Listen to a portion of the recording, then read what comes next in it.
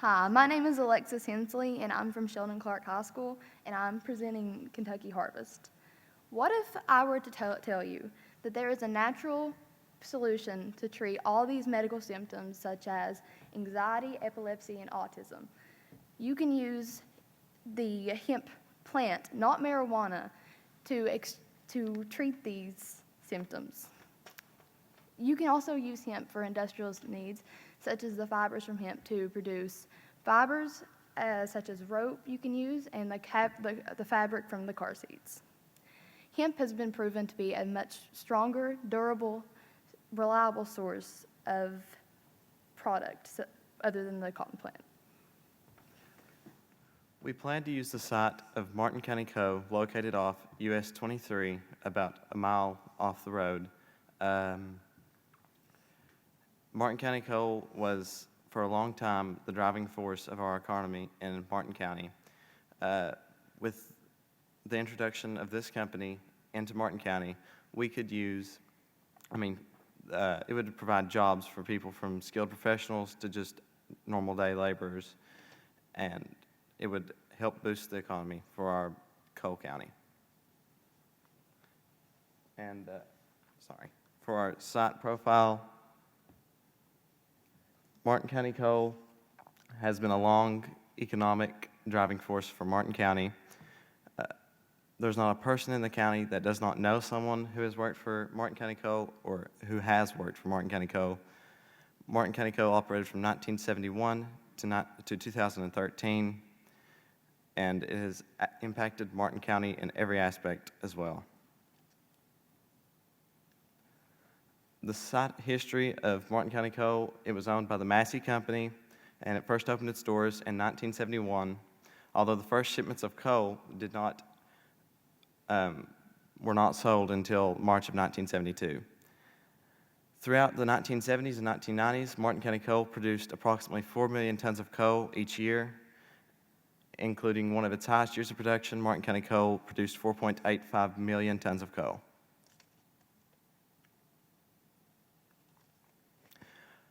There were many mines included in Martin County Coal's company. There was the 1C, 1S, Black Bear, Pegasus, Pilgrim, and Voyager. In 1972, Martin County Coal opened their own coal prep plant where they washed, crushed, and chemically treated the coal to produce low sulfur emitting coal. Martin County Coal transported all of its coal by train cars. In 1972, the first railway car was loaded, and in 1996, the 600,000th rail car was loaded. Martin County Coal was in a 30-year contract with Duke Energy, where they sold all their coal to them for $2 million per year. It was shipped to Walnut Cove, North Carolina, to Duke Energy in the Belews Creek plant. The employees at Martin County Coal, on average, earned about $40,000 per year, while the teachers of our county were only making $15,000 per year. This made many of the male teachers leave the school and start working for the coal mines to get higher wages. The employees had full benefits, health care for their family, and would get safety bonuses, Christmas bonuses, and coal production bonuses.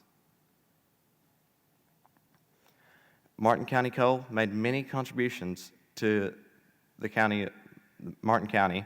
In 1990, the Big Sandy Area Development recognized Martin County Coal for 31 different community projects. It made in-kind donations to build the Big Sandy Regional Airport, which is not very far from our site. In 1993, Martin County Coal was awarded the Governor's Award for the Arts.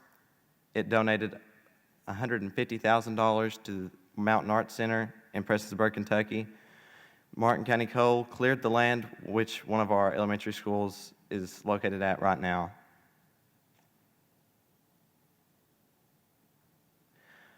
Martin County Coal generously let producers come in and make a film on the 1C mine.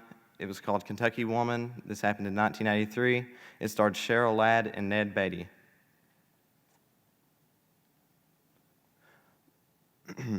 Martin County Coal had an excellent safety record until October 11th of 2000, when there was a slurry spill which spilled 306 million gallons of oozing black slurry into Wolf Creek and Coldwater Creek.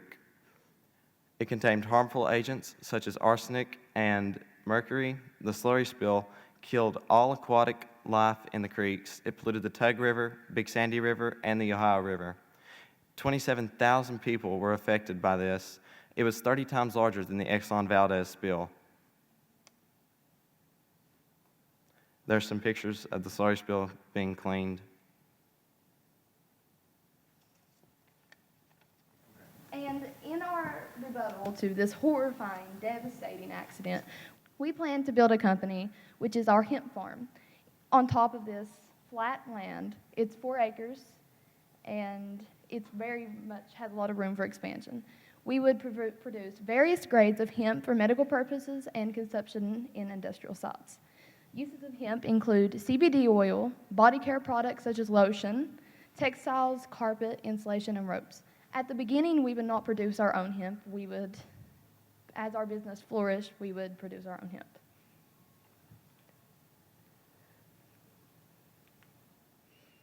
As you can see, hemp is it's very controversial, so it's just recently been legalized, and there's not very much competition, especially in a larger scale. So we have competition in smaller independent farms, which our large-scale business would appear more appealing to large-scale companies, which would offer us more grants and opportunities. Plus, we would also be able to have a more controlled environment in order to produce a steady, stable hemp quality.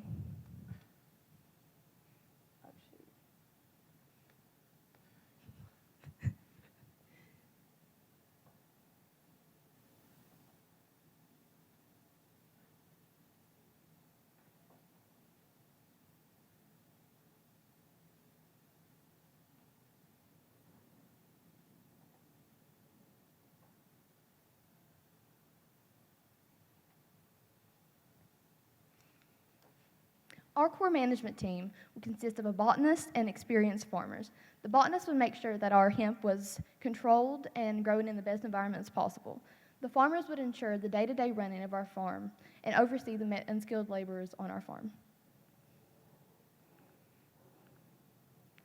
Our financial strategy would consist of agricultural loans and economic development loans, such as like SOAR, could help us seek out, and grants.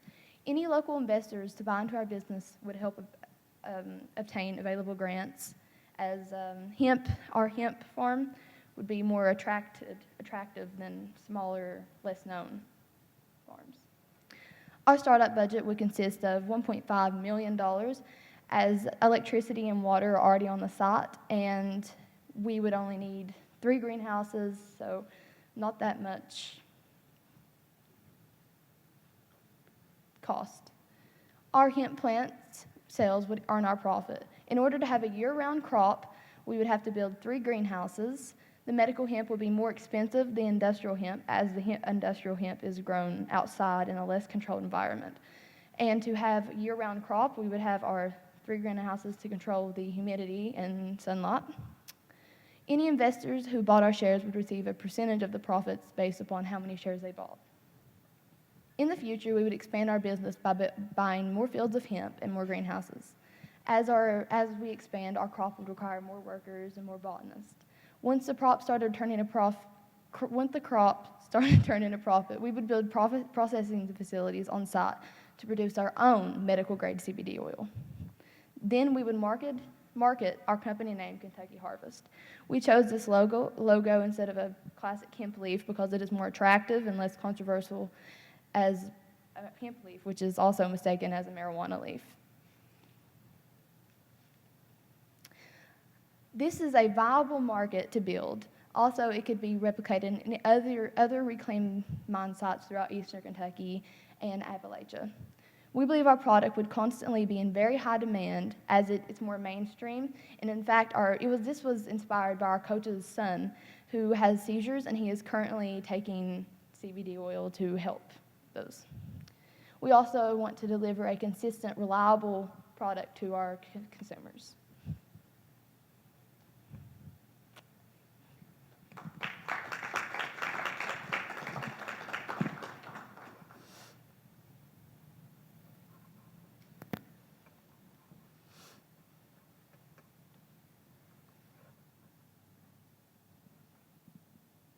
Do you have any cost for what the products would sell for? You listed 4 grades of products or 5 our grades. industrial hemp. We haven't really priced that yet because we do not know the grade and how much it's going to take. What about processing facilities? Because, I'm in a unique situation. I was in Colorado, working some ash sites, and we stayed at a hemp place because that's where they had to bed us down only. It was a warehouse that was going to be a hemp factory. I was just wondering about processing facilities for them. Processing, at first we wouldn't grow our own, we would just distribute, but then as it goes on, we would expand. So this is just like, I guess we would ship it off to other processing facilities as we just grow it. Great answer. Do you have a plan for targeting your customers and like what the promotional costs of starting up might be? Repeat that, sorry. I'm sorry, do you have a plan for like how you would target your customers, an advertising plan, marketing plan, and what the potential cost of that might be? We would mostly target our younger people as a lot of anxiety and stress, and plus people who can't really treat their medical diseases, but they can alleviate the symptoms. Mm-hmm. So I guess like people with stuff such as autism, that's how we would promote it to them. So I guess hospitals, really. Okay, thank you. Have you taken soil samples on the site to determine if it might be possible to grow there, if you might need a lot of nutrient? Well, that's why we didn't get to go to the site, but we did have our environmental report. But we would, the greenhouses would control the pH in the soil and stuff. So the industrial hemp does not really, the nutrients and the pH doesn't really affect it because we wouldn't be taking CBD oil from the industrial hemp, which would be less controlled. And in the greenhouses, we could control our soil, as the fibers from the industrial hemp would just be taken and it wouldn't be consumed. I definitely see the demand for hemp increasing with the current, just that we're just starting to learn really about it and the benefits that can come out of hemp. How long does it take for a hemp plant to grow from seed to being mature and able to harvest so that you can turn it into those products? I would say about like 6 months, for it to be fully developed, as it gets mistaken for marijuana a lot, but see, that's like the controversy in it, and it's very grown kind of like that. Okay. So initially, you're just going to grow it and then sell it to the processing plants, essentially, right? Yeah. Is that correct? And then eventually, you hope to bring a processing plant to the site. Okay. So initially, your client is going to be the Processing plant. Yeah, until we plants. expand. Perfect. Okay, great. Thank you. In your research, were you able to visit with other hemp producers, in a way, your competition? I did meet one, but he didn't get back in contact with me, but it's actually in Pikeville. I think he works at UPike. Yeah. Very good. And also, Canada's been doing hemp for quite some time, and in a way, they're your competitors. Yeah. So what advantage would you have over your competitors? Our competitors, as America, everything gets like kind of taken out of context, kind of. So everybody is smaller in America. As you don't know any name brand hemp producers. So basically, it's kind of just in our nation, and it wouldn't be overseas, I guess. And the regulations, maybe Canada doesn't fit America's. There would be less of a shipping cost on the hemp too, where it's made here instead of having to go over the border from Canada to here. My guess is that with it being a newly legalized industry, all industries have regulation, but my assumption is this one would be pretty heavily regulated. Yeah. Do you know anything about the permitting process? Do you have to have special permits to grow it? Yeah, you have to apply for a permit, and then it takes about 4 to 5 months, I think it was, to get your permit, to receive the permit. And on the regulations, you have to do tests on the hemp plant so that the THC level is not as high as it is in like marijuana, and you have to send that back too. Thank you.